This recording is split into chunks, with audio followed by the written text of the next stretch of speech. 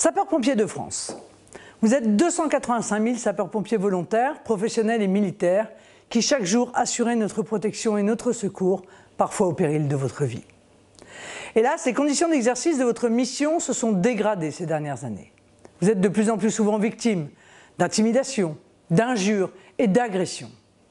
Dès 2019, j'avais co-signé une proposition de loi visant à garantir votre anonymat lors des dépôts de plainte. Il est grand temps de faire prévaloir la tolérance zéro pour ceux qui assurent notre sécurité quand ils sont agressés.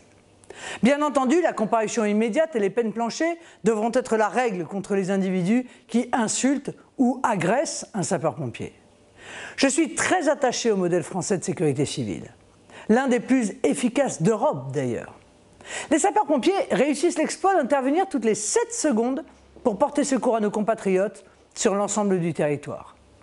Présidente de la République, je défendrai avec vigueur et détermination ce modèle face à la remise en cause de ses principes essentiels par la directive européenne de 2003 et les décisions de la Cour de justice de l'Union européenne.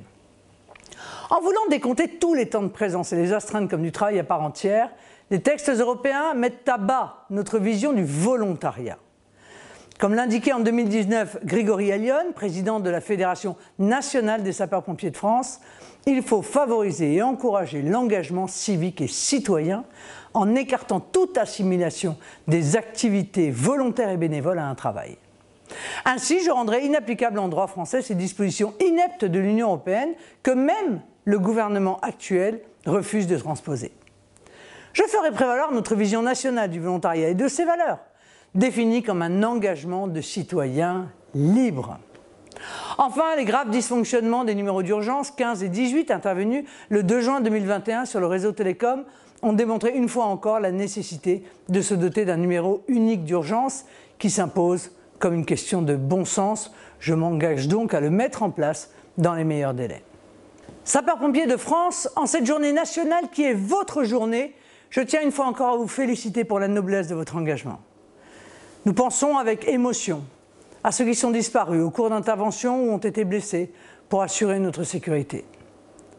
Nous adressons notre solidarité et notre infinie gratitude à leurs familles, à leurs enfants, à leurs collègues.